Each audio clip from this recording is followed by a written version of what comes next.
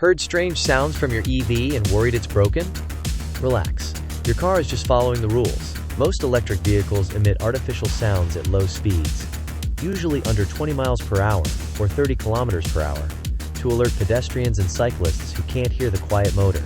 This is called AVAS, Acoustic Vehicle Alert System. It's a legal requirement in many countries to improve safety.